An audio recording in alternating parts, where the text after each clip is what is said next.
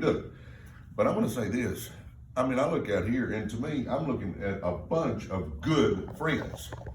I mean, good friends. I mean, I always look forward to getting places so I can hang out with people that I care about. And it's one of those things where it's real. And I know that sounds a little corny and hokey and all that stuff, but I'm going to tell you right now, it's the real deal. I tell people all the time, we do it for money, but you're going to grow as a person, you're going to make a lot of friends, and you're going to help people. And when we can do that and get rich, it's pretty phenomenal, guys. I mean, let's think that one through. There's nothing out there that we can make this kind of money and start off with a $299 investment. You know, I mean, let's get real on that one too. We'll make more money if you really get serious about it than somebody that owns a McDonald's franchise and spends millions to get going. So we just got to get our mind right. You know, I was friends with a man named Kenny Trout. Some of you guys might have heard of Kenny Trout. He is a billionaire. Kenny started a company called Excel years ago. And, you know, Kenny would talk to us and he would talk about a couple of things, but I remember this vividly and it just came to me the other day. Kenny would say, the reason more people are not successful that want to be is that they're half in. Because he would go on to say that if you're half in, that also means you're half out. You know, I'm going to say this. If you're not where you want to be financially in your life, and let me be the first to say the good Lord should be first, your family should be next, then finances. Let me get that out there. But if you're not where you want to be financially in your life, I want you to ask you this question. Are you all the way in? Are you all the way in? Because if we're half in and half out, it ain't gonna work. I mean, can you make a few bucks? Sure, you can make a few bucks. But if you're just playing half in, half out, you're not gonna get where you wanna get if you have big dreams and visions. Because I would dare say most of us in this room, and I'm totally off what I was gonna talk about, but anyway, I'm gonna keep going. How's that? If you have big dreams and visions, here's what I'm guessing happened to a lot of us, because it kind of happened to me. You're young and you're going to conquer the world. We're going to be driving the Lambo. We're going to be living in a big house. Our best friend's going to be living in the big house next to us. Life's going to be wonderful. We're traveling the world. We're having all this fun. And then somehow, even after high school or college or whatever, we get this job. Well, I'm going to take this job. Now, I'm not going to stay at this job very long. I'm just going to be at this job a little while. And then I'll get something that I like, because I don't like this. Trouble is, we wake up one day and we realize we've been doing that job 5 years, 10 years, and it's a dead-end job that I can't get where I want to go. I can't keep moving up the ladder. I mean, I really hate what I do. You know, I read the other day that 80% of Americans don't like what they do. 80% of Americans don't like what they do. Guys, I'm telling you what, if you got trapped into leading a life you never intended to live, let's do something about it. And let's go in full force. Let's go in head first into the deep end if we really want to change our lives.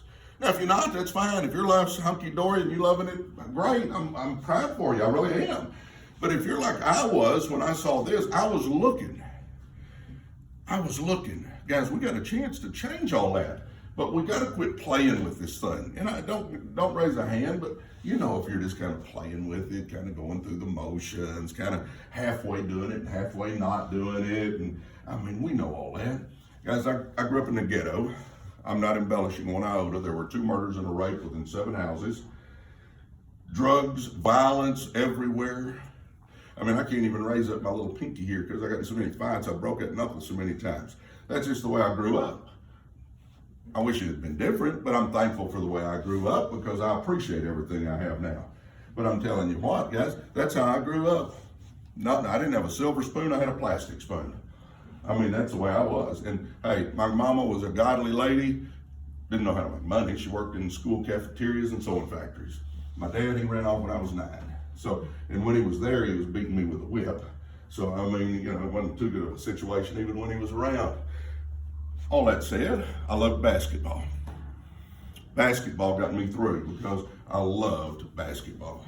So when the guys would be trying to get me to really go down a bad road, I always had basketball in the back of my mind. I didn't want to lose my place on the team, and I knew our coach, he was tough as nails. he wouldn't keep me around. So I decided that I wanted to be a basketball coach because I realized what an influence my coaches had on me. And that's how I got to where I am now, because I became a basketball coach. And for 16 years, I coached at Lakeview Centennial High School in Garland, Texas. 16 years I was the head coach at Lakeview High School. Loved it. Did it with a passion.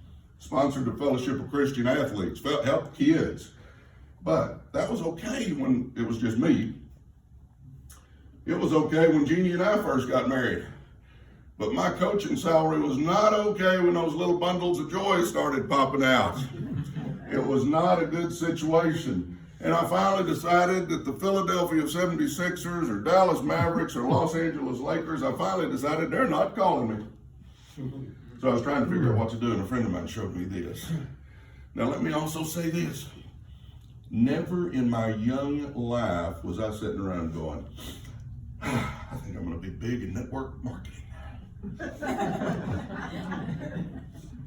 Never crossed my mind. But you know what? I was looking for something that could allow me to do what I felt like my mission on this earth was. And it wasn't some job that I couldn't even pay my bills with. So I decided to get involved. Two things really caught my attention, Michael J. And I did know your name wasn't Wilbur, you know that, right? Michael J, every time he sees me, I've probably seen him 200 times. He always goes, I'm Michael J. I'm going, I might have part-timers, but I don't have all-timers. You told me that in a zillion times. But anyway, I don't know, what was I talking about before I veered off there? No, I mean it. What was I talking about? Huh? Your mission. Oh, man, yeah. You know, I was trying to figure out what my passion was, what I wanted to do in life. And I couldn't do it. You know, the thing you'll find out, ladies and gentlemen, is you can't do your passion if you can't pay the bills. If you're struggling financially all the time, it makes it impossible to do that. But anyway, I saw this business. I decided, hey, I think I could do this. The essential services and the residual income really caught my attention. And I decided I'm going to do this. Well, financially, Jeannie and I was like this. My back was what? Against the wall. Against the wall. We were struggling financially. So when I say I dove in, I dove in. You know, and people look at me like, you know, you really got it together. You're this great and all that stuff. You know what? I did it because I had to, because we were either fixing to lose our house or I was going to make this thing work. And I always tell people all the time, your back may not be against the wall, but you may not enjoy what you do. So why don't we act like our back is against the wall? Why don't we make a decision that we do want to change our life? But I saw this and I thought, okay, I'm going to do that. I jumped in, started working. Took me a few weeks. My first goal was to get $1,000. I mean, I wanted $1,000. I thought if I could make $1,000, because understand as a teacher back then, I was only bringing home like $4,500 or something. So another $1,000 was a huge accomplishment in my life. It took me a few weeks, but I got a check with a comment. I was all pumped up. A check with my name on it and $1,000. My gosh, look at this. But I used to go to church with a guy named Zig Ziglar, and Zig would always say, go as far as you can see, and when you get there, you're going to be able to see further. Well, Zig was right. When we got it to 1,000, I could see 3,000. Put my head back down, worked. We got it to 3,000. Guess what? I could see 5,000, and then I could see 10,000, and then I could see 20,000, 50,000. I just kept resetting my goals, because with this business, it's not about ability, ladies and gentlemen. It's about action. Where you get your butt off the couch and start making calls and talking to people and get people to look. That's really all this thing's about. But that's what I did. I just started showing the plan and showing the plan and showing the plan and showing the plan and showing the plan and showing the plan. Who was it that asked me? Was it you, Rita, that said, do you ever get no's? Yes. Yep. Do you guys realize, you know, a lot of people go, it's easy for you, Presley. Do you realize in the ACN world, I'm kind of a big deal? I don't think I am, but it just, you know what I'm saying now. Mm-hmm. But you realize when I go to the mall, they don't know Senior Vice President Platinum from Cosmic Commander. I am nobody to them. So yes, I get a bunch of no's. But here's the deal. I'm just looking for the ones that are looking. And with our economy right now, people, guys, they're looking right now. I told the group at dinner tonight, I had an old coach, I hadn't coached guys in almost 30 years. Showed him this plan probably 16 years ago. Hadn't talked to him in probably 12 years. He didn't get in when I showed him the plan. Hadn't talked to him in 12 years. He calls me about 3 or 4 days ago. Coach, you still doing that networking thing? I said, yes, sir, Gary, I am. He said, the economy's killing me. I got to do something. Let's get together. I want to do it with you. That set a record. I don't think I've ever gone 16 years between showing somebody and them signing up. But you know, the key thing that really hit home with me is the economy is killing me. I got to make some money. Guys, people are looking. Are you willing to get out there and talk? You know, there are going to be people tonight on their knees begging the Lord, please send me something, Lord. I need help. I need help, Lord, please. You realize we got a miracle in our mouth? But some of us won't let that miracle out because we're scared. What are they going to think? If I say something about this ACN thing, what are they going to think about me? Who gives a rat's rear? I mean, are they going to take care of you when you're old? No. Are they going to send your kids to college? No. Make your mortgage payment when you're running a little short? No. You know, here's what I figured out. Me too. I mean, understand, I've learned all this through the years. We think way too highly of ourselves. If I go talk to this young man and he tells me no, do you realize tomorrow at this time he doesn't even remember I talked to him? We think it's some big deal. It was nothing. He's done. He's out of there. He won't even remember I talked to him by then. If he remembers I talked to him, he sure won't remember what I asked him. Quit thinking so highly of yourselves. This is a numbers game, ladies and gentlemen. Do you realize everybody in here has a chance to get rich? Yeah, I'm assuming. Are you here because you want to make some money? Hold your hand up if you are. If you're not, we could use the seats. We got some people in back. I mean, we're here to make money. Then why not, for just let's say 6 months, give it all we got? Go all in. Like Kenny said, we go halfway in. Why not for 6 months we go all the way in and let's see where we are in 6 months? I think you would be pleasantly surprised. Guys, I'm telling you, residual income is unbelievable. When you know that you could go to the Virgin Islands and stay 6 months and every month that check is going to come, and whether you do anything or not, that check is going to come, I'm telling you, there's no feeling like that. Outside of family stuff and the Lord and all that, but I mean, as far as business goes, there's no feeling knowing that that money is going to be in my account the third Friday of every month because I put in some work. Now, for the guests, some of you guests are looking up there going, I think that guy's a nut. I think he's a nut. You know, like my wife thinks I'm a nut too, but I'm a rich nut. And it's fun being a rich nut. I'll tell you, it's a lot of fun being a rich nut. Guys, we got a chance. Let's do something, huh? Let's quit holding back. You know, the good Lord put greatness in all of us. I believe that with every fiber in me. The good Lord put greatness in each of us. But somehow we lose sight of that fact. And we start thinking, well, I can't do it. No, bullcorn, you can do it. I grew up in the ghettos and taught school. Are there any big qualifications to be a big networker? Nope. Randy Hedge, the cowboy, some of you guys know Randy, he's literally a cowboy. Horses, cows, plows, all that's pigs. I mean, he's a cowboy, one of the top money earners. I mean, I could just go down the list. I mean, it's just common people, but you know what they have in common? There's a burning desire to do something. They have heart. If you're not going to do anything, quit acting like you are. I mean, it just really comes down to that. It's either let's do it or let's not do it. I'm going to ask you a question. Your job. Let's say tomorrow you got promoted to your boss's position. Are you happy financially? I'm not saying you didn't get a raise, but is that where your goal for life is? I think sometimes we get trapped into leading a life we never intended to live, and we don't really think this through. Most people, if they got their boss's job, they wouldn't be happy with where they were financially. But somehow we'll keep going to that job for 30, 40 years. And we know good and well it's getting us nowhere. I mean, are we living? Yeah. I mean, come on. When I was teaching school, I could squeak by and I would flip houses and I would do stuff on the side to make money so I could make my bills. But I mean, we really need to think this through. All right, I'm going to end with my 3 points now, and we'll get out before 8. How's that? Before 8 o'clock.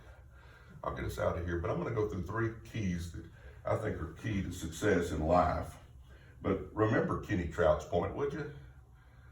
If you're halfway in, that also means you're halfway out. Okay, 3 points real quick, and this will apply to anything you want to do in your life. 1, if you don't have your dreams and goals written down, you're going nowhere. I'm just going to be honest with you. You're going nowhere in life. Because if we don't know where we're trying to get, how are we going to know if we ever get there, Michael J.? We got to have our dreams and goals written down. You know what I do with them? I put them on the memos on my phone. Because I try to read them in the morning and at night to keep them fresh on my mind so I know what I'm trying to accomplish with my life. We got to have that stuff in our head. And don't put a lid on it. Don't put a ceiling on you. What do you really want your life to look like? Let's put that stuff down. If you don't get excited about your goals, you're not going to do them. Do you understand me? I mean, if it's, hey, I want to make an extra $100 a month, you're not going to get excited about that. It's got to be something that you get excited about. I want to do something for my parents. I want to do something for my kids. I want to drive a new SL Mercedes. I want a new house. I mean, whatever it is that's motivating you. I want to give more to my church. I mean, whatever's motivating you, if you'll put it down and if you get excited about it, good things will happen. But if it doesn't motivate you, then nothing's going to happen, guys. And let me give you a secret here. This life is not a dress rehearsal. We don't get a do-over. This is the one and only. And so many of us will just let those days click by, wasting them when we could do great things.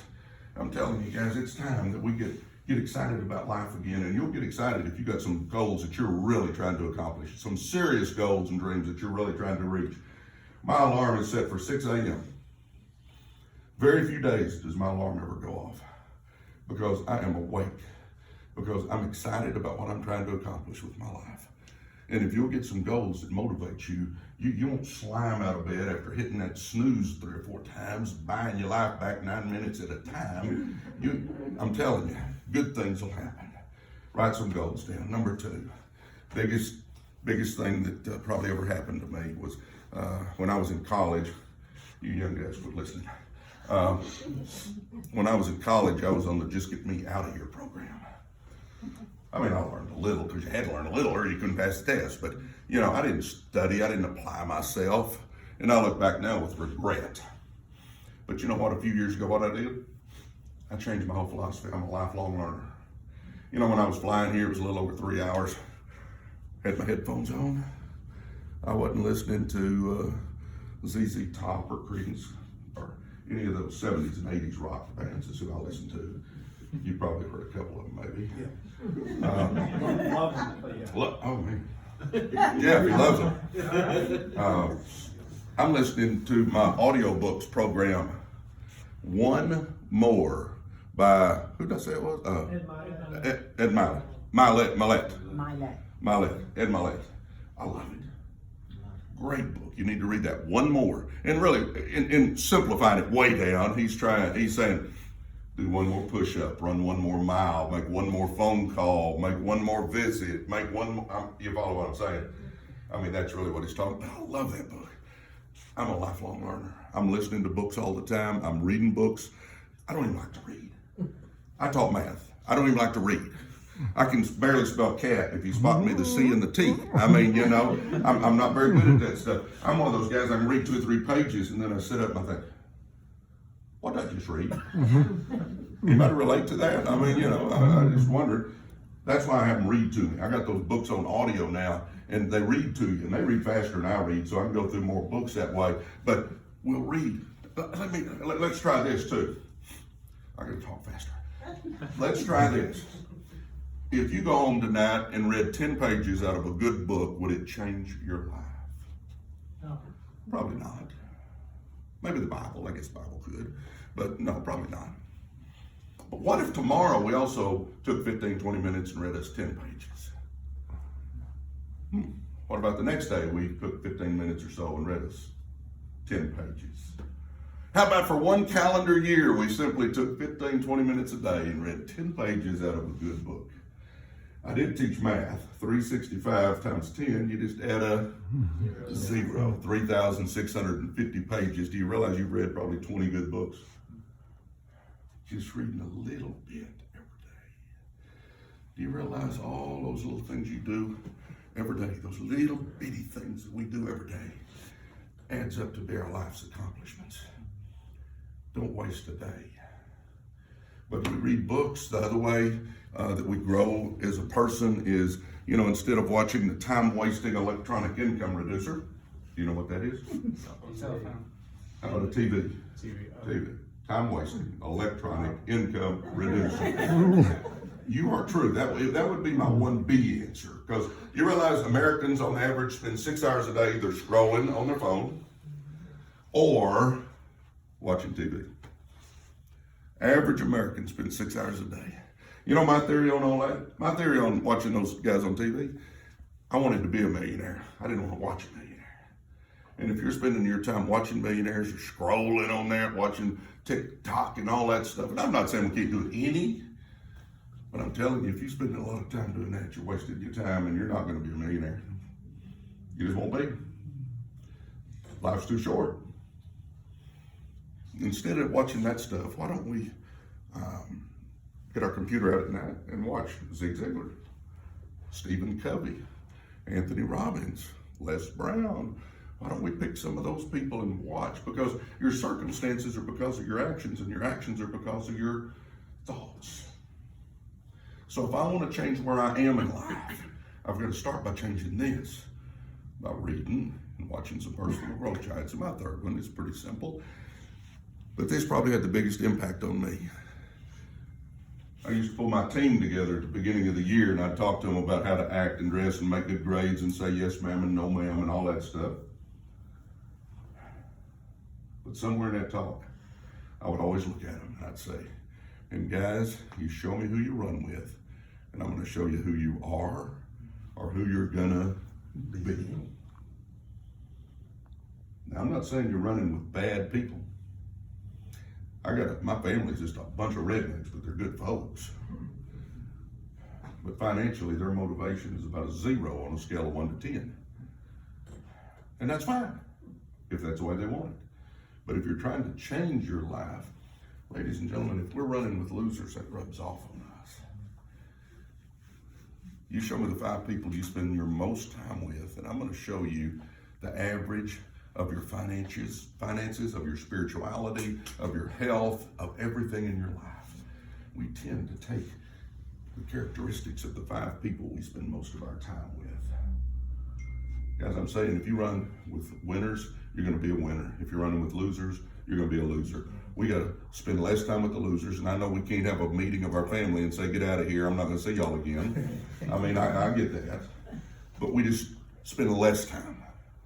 And the winners in our life, people that we know are going somewhere, they may not be successful yet, but we know people that are on the road to success. Yes or yes? Yeah. Then I'm telling you right there, then that's the people we need to be spending our time with. So we're going to write our dreams and goals down tonight. Number 2, we're going to start growing as a person by reading and watching personal growth giants and running with winners. My last point is you got to understand, you got to work. Jeff, give us your quote. What was it? Who was it? Was it Eric Worre? One at the event, Larry Raskin. Oh, Larry. It was Larry. Yeah, give him that one. I love that. The success you're looking for is in the work you're avoiding. The success you're looking for is in the work you're avoiding. I love that. You realize there's so much truth in that statement. So much truth. You're going to have to work. And you say, well, what's the work? I don't have a lot of time. I about puke when some people tell me I don't have time. You realize in this business, if you'll make 3 phone calls a day and just talk to the people you bump into, you can be a success in this business. People ask me all the time, Presley, do do you do that full time? I said, yeah, I'm full time in this. They say, how much you work? Somewhere between 10 and 20 hours a week. But then I'll have somebody, and Jeff pointed this out, you'll have somebody call you up and talk to you on the phone for 45 minutes telling you how they don't have time. They could have made 10 phone calls in the time they're talking to you telling you they don't have time. You know when I make my phone calls is when I'm driving. I gotta get from point A to point B, I'm making some phone calls, I'm talking to people. And then when I'm just out and bumping, I took my wife to the doctor, she had to get some staples out of the back of her head. The guy in the lobby, fireman, got to talk to him, he's interested. I went to the stretch lab, it's called the stretch zone, and guy in there was an old coach. Boy, he and I really hit it off. He goes, you know, my kids, I got 3 kids gonna be in college. We hadn't talked about the business yet. He just said, you know, I got 3 kids going to college next year. I said, you know, I got a way we can make some money. You got any interest in looking? And he goes, yes. This was Sunday, and I left Monday morning at 7:30. So he and I getting together as soon as I get back. But I was gonna be in the doctor's office with my wife. I was gonna be in the stretch zone, fixing to stretch. I was gonna be, guys, we're around people all the time. But you've got to do this for anything to happen. Dream. Let's write our dreams down. Let's write some goals down. What do we want to do? When do we want to do it? Number 2, let's start growing as a person. I think that is huge because I'm telling you, I couldn't be up here doing this 20 years ago. I would have sucked at it, but I've grown as a person. You'll grow as a person. You'll get better and better and better. And then number 3, you got to understand, you need to make a list of everybody you've ever known and start calling. Because I'm going to tell you right now, you don't know who's going to be interested and who's not. There's different levels of broke. Do you realize you can live in a mobile home and drive a beater car and be broke? But do you also realize you can live in a 6,000 square foot house and drive a new Mercedes and still be living paycheck to paycheck? You don't know just because somebody looks good and smells good doesn't mean they're doing it right. I'm telling you that right now. The other thing is, when I first started, I started going to the people that I thought needed the business. Oh, broke Uncle Harry, my gosh, he hadn't had a job in 10 years. He needs this. Guys, you figure it real quick. There's a reason broke Uncle Harry's broke. You're looking for motivated people. People that you know hustle. People that are busy. Busy people do the best at this by far. Because what? They're out around people. And how long does it take me to go, hey, quick question, you look at other ways to make money? You do? Hey, here's my card. What's your number? Hey, I'll buzz you. And I can go over the details, see if you're interested or not. What'd that take? 15 seconds?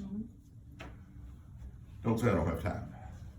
And then you're driving to see mama, or you're driving to see granny, or you're going over to see the grandkids. Don't tell me you ain't got a time to make just a phone call or two and say, hey, how you doing? Everything good, sis? Oh, it is? Okay. Hey, listen, this is really a business call. I got a quick question for you. Do you look at other ways to make money? You do? Hey, great. Listen, I'll get with you. I found a way we can make a bunch of money. I'm heading to see the grandkids right now. I'll call you when I get home tonight. That's this business, guys. We're not clocking in. We're not putting in 40 hours. We don't have Jeff Steer staring over our shoulder, making sure we're doing it right. I don't know about that.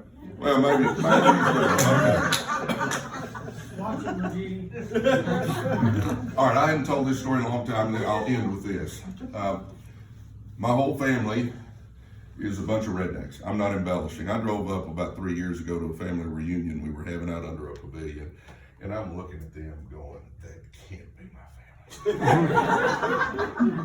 I mean, what's the show with all the guys with the beards? Duck Dynasty. Duck Dynasty. I mean, that's kind of what it looked like. Now I love them. Hey, great people. I love them. But I pulled up. But anyway, that didn't really have nothing to do with it. But I have one cousin that actually made something out of himself. Manny graduated from high school.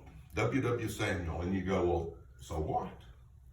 Well, in my family, not a lot of people graduated from high school. Manny did. My mom didn't.